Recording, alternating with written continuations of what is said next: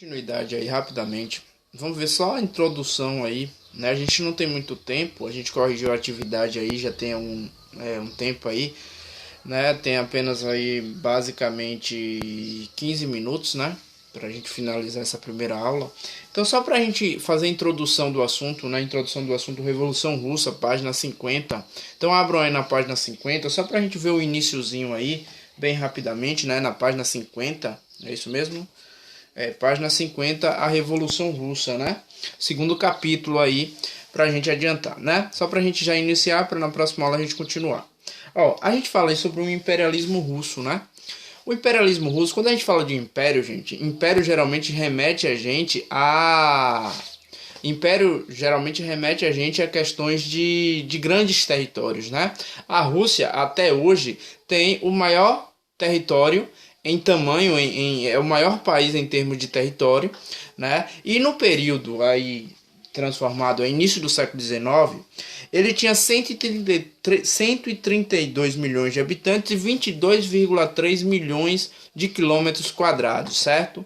É ainda até hoje o maior país em território, né? Lembre que o nosso país aqui, por exemplo, tem 8,5, 8,4, né, milhões de quilômetros quadrados, né? O Brasil é o quinto maior país em extensão territorial e a Rússia é esse primeiro país aí. E nesse período aí em que ocorreu a sua revolução, final do século XIX, início do século XX, tinha aí basicamente 22,3 milhões de quilômetros quadrados, ou seja, um país realmente continental, né? E isso também vai gerar muitos conflitos, né? Isso vai gerar também muito desgaste, porque tinha alguns países ali da chamada russificação, países que eram, de certa forma, incorporados ao território russo, mas que não tinham a cultura russa, então isso gerava conflito, como gera até hoje, né?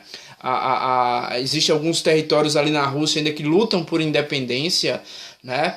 Então era um problema. A Ucrânia, por exemplo, ainda suscita problemas hoje em dia e já tinha problema nesse período da Ucrânia, a Letônia, entre outros países que eram chamados do processo de russificação, né? Mas o grande problema da Rússia em sua questão aqui que fala, né, eram as condições de vida da sua população. Isso vai levar à Revolução Russa, né? A gente vai ver que sempre, gente, as grandes revoluções, elas são motivadas muitas vezes pelas condições de vida dessa população. As condições precárias de vida de uma população levam geralmente a uma revolução.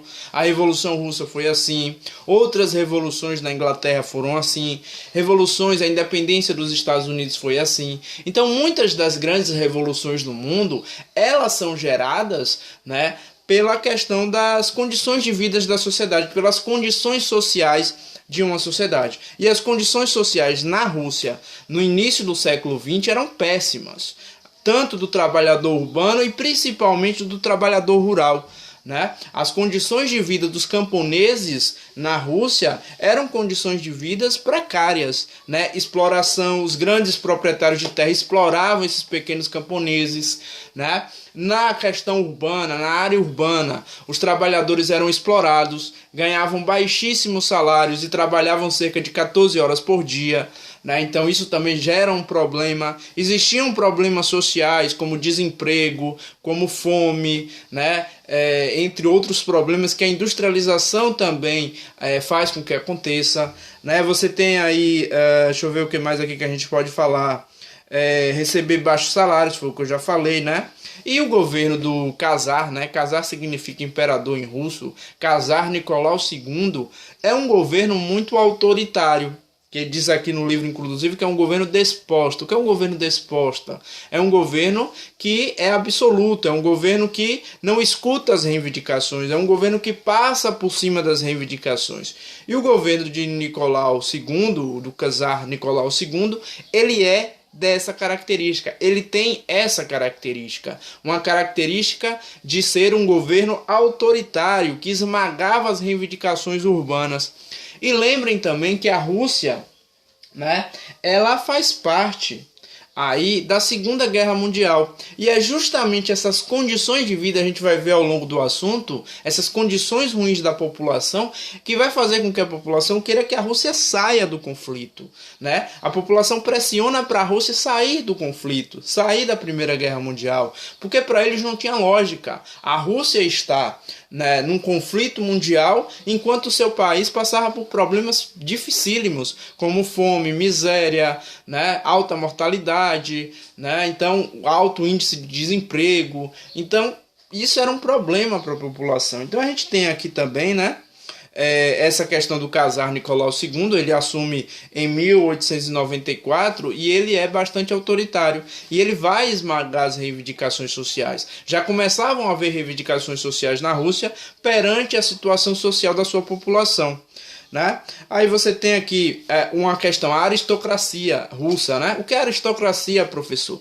A aristocracia, gente, é um governo de poucos homens, né? Que poucos são, privilegiados. Poucos são aqueles que têm privilégios. E essa aristocracia rural, ou seja, os grandes proprietários de terra, apoiavam Nicolau II na sua política. Eles tinham os grandes privilégios, né? Eram contra os camponeses, eram contra a reforma agrária, eram aqueles que apoiavam, era a base de apoio do governo de Nicolau II. Então esses aristocratas, né? Depois vocês podem pesquisar o que significa aristocracia, é governo de poucos, né?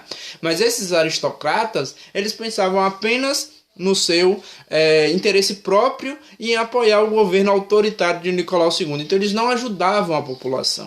A população aí estava à mercê da fome, da miséria, da injustiça social, né, da exploração dos trabalhadores, que trabalhavam cerca de 14 horas por dia, né?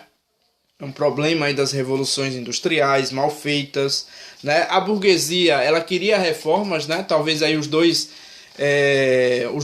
as duas classes aí que queriam mudanças eram a burguesia, que queria uma reforma liberal, ou seja, a burguesia também não estava preocupada com o povo, ela queria melhorar o seu comércio, de certa forma, né? E o outro que reivindicava era a população pobre, eram os trabalhadores urbanos e os trabalhadores rurais, os camponeses que viviam em situação realmente difícil situação. Esses realmente reivindicavam por mudanças, né? A aristocracia não, a aristocracia tinha os privilégios, eram os grandes proprietários de terra e não queriam mudanças alguma, né? Então a gente tinha essa galera aí nesse processo aí de Rússia, né? Os camponeses queriam, logicamente, uma reforma agrária. Você tinha uma Rússia imensa, de grandes territórios, um território imenso, o maior território do mundo.